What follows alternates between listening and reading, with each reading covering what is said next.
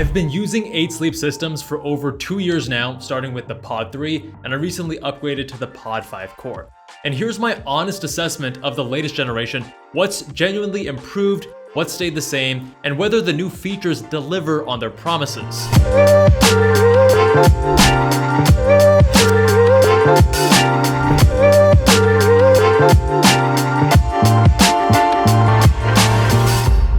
So after months of testing, there are some impressive upgrades, but also some important considerations depending on your situation and budget. Thanks to people like Dr. Matthew Walker and Dr. Andrew Huberman, sleep optimization is on everyone's mind. It meaningfully improved my sleep issues and gave me the temperature control that I've been missing my entire life. If you've never used an 8 Sleep before, let me explain what it feels like. You know that feeling when you're overheating in bed, let's say it's a summer night, and you flip over your pillow to the cool side and you get that instant relief on your face? Or maybe you slide your hand between the pillow and the sheets and you're like, that's nice and cool. 8 Sleep is kind of like having that, but all the time.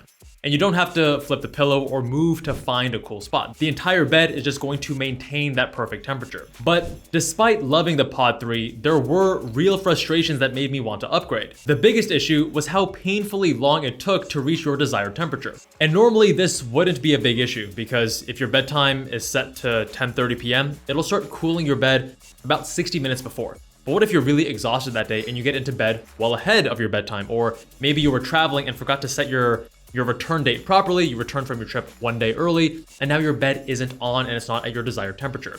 In those situations, you'd have to wait 20 to 30 minutes for the bed to get comfortable. And that can feel like a very long time. When you're exhausted, you're tired, you just want to sleep. Related to that was the problem I had with the travel mode bugs. So the app has this feature that allows you to specify when you're going away and when you're coming back. So it can have the bed ready at the right temperature for when you arrive. Except it didn't always work. Sometimes, even when I came back on the exact date that I told the app, it wouldn't start heating or cooling until I manually opened the app and turned it on. So not only was the system slow, but also sometimes unreliable. But what annoyed me the most was that the only way that I could control the Pod 3 was through my phone. There were no physical buttons, no other interfaces, no remote, and if you wanted to make any temperature adjustments, you had to grab your phone, open the 8 Sleep app, and change the settings.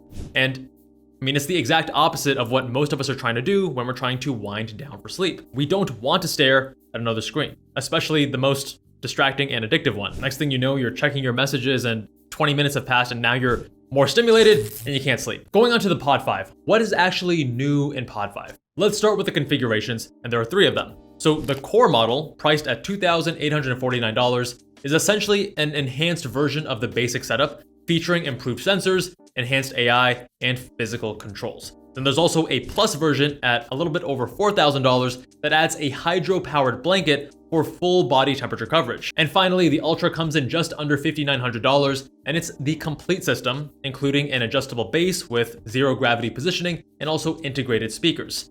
Now, since I only have the core model, I can't speak from personal experience about the blanket or the adjustable base features, but I'll give you those quick specs in case you're considering those upgrades. The hydro-powered blanket connects to the mattress cover, providing temperature control from above and below, effectively doubling your thermal coverage. The blanket can be cooled on one side and heated on the other, just like with the mattress cover, where you have independent temperature controls for you and your partner. The blanket is the same, and you can control each side from as low as 55 degrees Fahrenheit to 110 degrees Fahrenheit. Same thing as the cover, totally independent, right and left. And it's designed for people who want that full body temperature immersion. Personally, I don't think I really need it because I'm never maxing out the temperature range on either the Pod 3 or the Pod 5.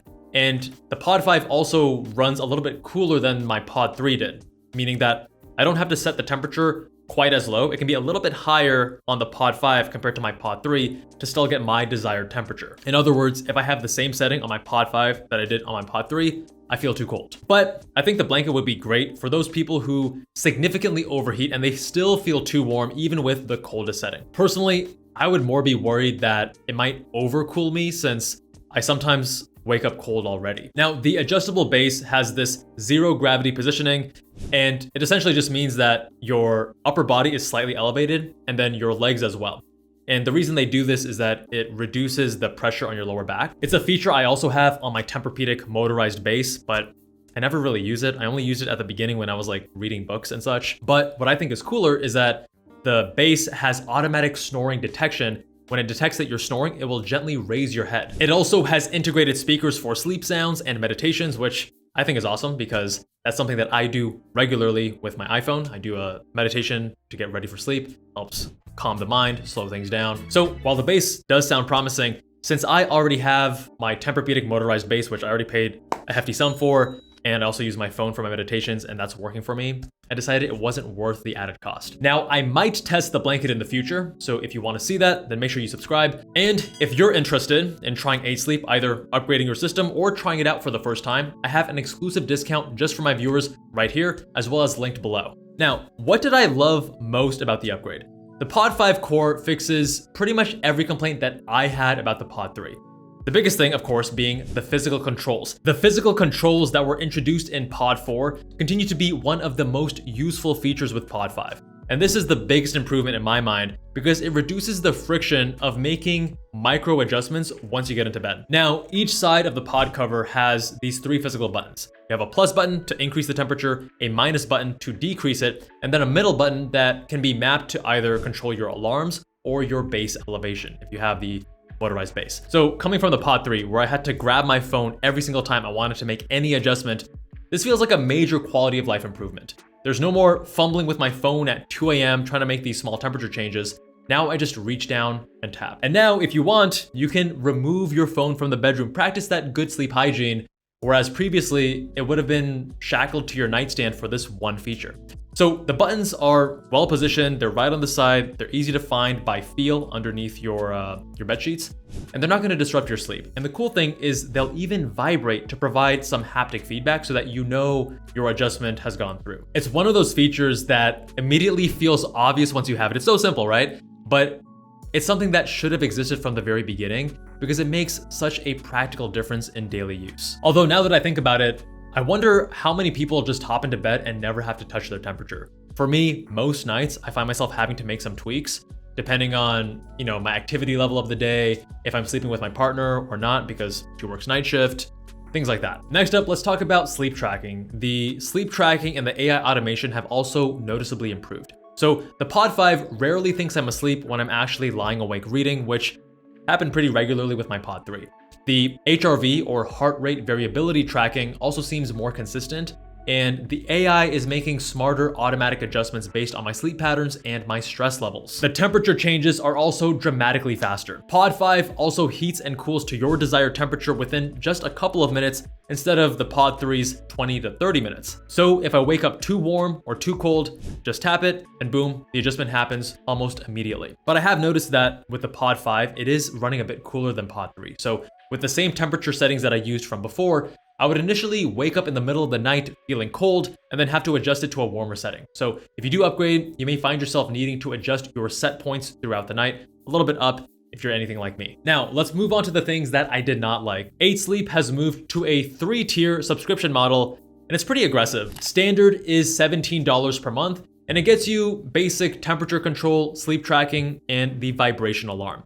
Enhanced is $25 per month, and it adds advanced health insights and extended warranty. And finally, Elite at $33 per month includes premium health monitoring and priority support. And without any subscription after the mandatory first year, you lose most of the smart features and are left with only manual temperature control. So it's really unfortunate that you pay a premium price for the actual hardware and then you have to pay a substantial monthly fee on top of that. But here's the thing, I'm actually currently testing some other mattress cooling products from competitors, and my initial impression is that 8 Sleep remains the most sophisticated option available, both in terms of the physical product and the app experience. It's totally night and day. It's actually kind of wild. There's simply no other product that comes close to what 8 Sleep offers. So it becomes a pay-to-play situation. So if sleep optimization is important to you and you want the best available technology, you unfortunately have to deal with the subscription model. It's not ideal, but that is the current reality of the market, at least for this kind of hardware. So which should you get? At these price points, you need to be honest about what you actually need and what your budget can handle. The Pod 5 Core at $2,849 plus subscription is perfect if you want the improved 8 Sleep experience without the premium features. I'd say that it's ideal for people who are upgrading from much older systems, or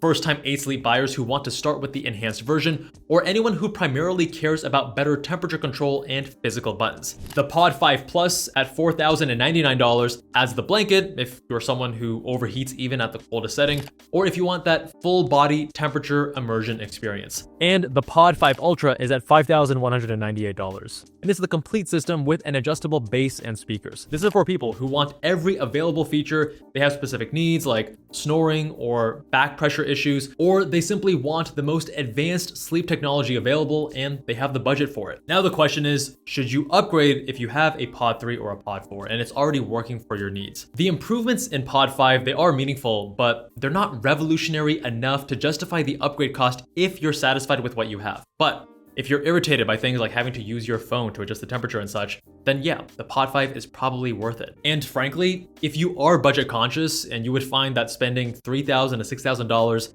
is a significant financial stretch, there are way more affordable sleep optimization options that are worth exploring first that would arguably move the needle more too. Things like blackout curtains or setting your AC sufficiently low, and other sleep hygiene practices, which I cover in a separate video that's linked below. So, in conclusion, after months with the Pod 5 Core, I can confidently say that it delivers meaningful improvements over the Pod 3. The physical controls, faster temperature response, and better AI automation, they create an overall superior experience for that core 8 Sleep functionality. The question becomes whether these improvements justify the price premium. And for me, the answer is yes. The improved sleep quality and convenience are worth the investment. But I recognize that puts me in a specific category of people who both prioritize sleep optimization and have the budget for premium solutions. Their 30-night trial gives you the opportunity to test whether the improvements deliver value for your specific situation and budget. And remember, use my link below for an exclusive discount. And if you're struggling with sleep like I did for so many years, check out this video right up here. I tried all of the latest sleep strategies, tools, and tech so that